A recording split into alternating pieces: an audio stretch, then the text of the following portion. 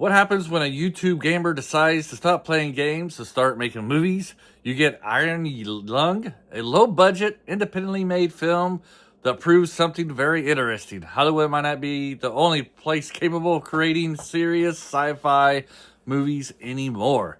Markiplier, great old Markiplier, love watching his videos. He steps behind the camera. Here he's the writer, the director, and the star of the movie. And whether this movie works for you or not, you have to respect the ambition.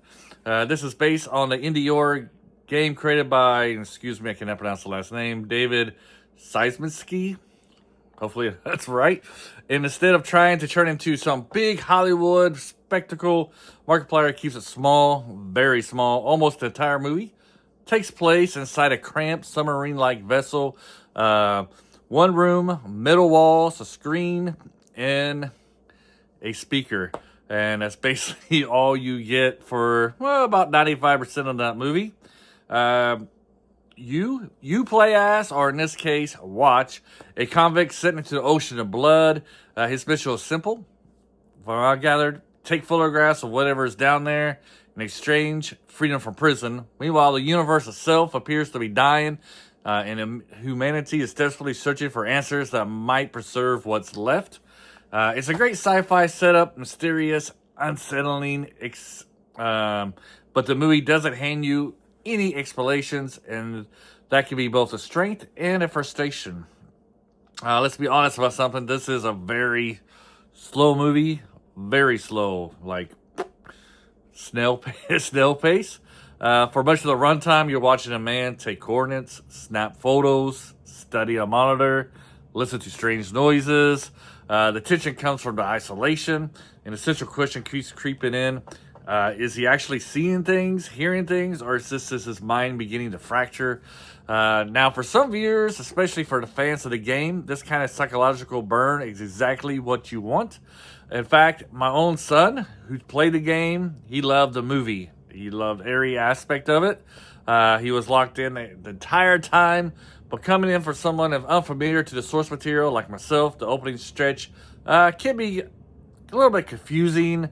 The film definitely finds its footing as it goes, but it asks for patience and a lot of it, especially the first 45, 60 minutes of it. Markiplier is an actor. Here's where I want to be fair. You know, Markiplier is an actor. He's also, he's not delivering a Tom Hanks performance like in Castaway, where he's trying to carry the whole film.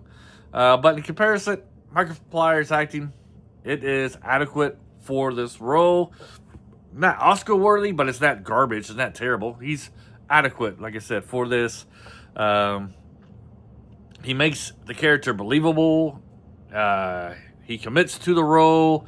You can see his frustrations that he's having with him and those who sent him down there. His fears are pleasant, you know, when he's in pain. You can see it on his face. So, you know, he does got some good acting chops. Not diminished whatsoever. It's above average acting. And more movies he makes, I can see this and plays in, if that's what he desires to do. I can see him becoming probably a very good actor. But for his first role, I think he does a fantastic job.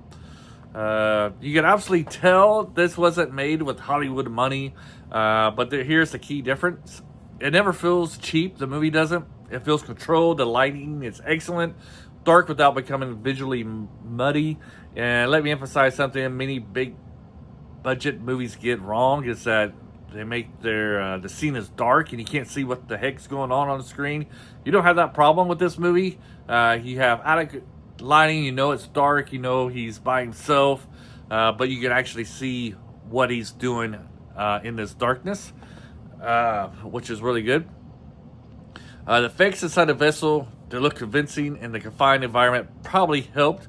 The realism, instead of stretching the budget, the film leans into its limitations. Smart filmmaking altogether in that aspect. I would like to compare it to Godzilla Minus Zero, where they made that awesome movie with just $15 million, and it looks like they had like $100 million poured into it. It was really good, really great. It was really great. made, if I can speak. So where do I stand on this movie? I think Iron Lung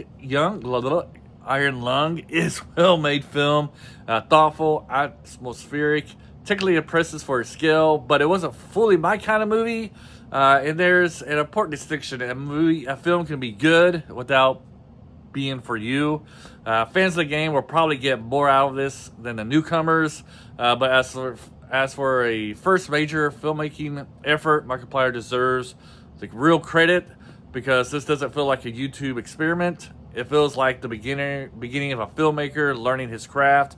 And honestly, Hollywood should probably pay attention to Markiplier and what he is creating. Iron Lung proves that passionate creators with a vision can build something compelling even without massive studio backing.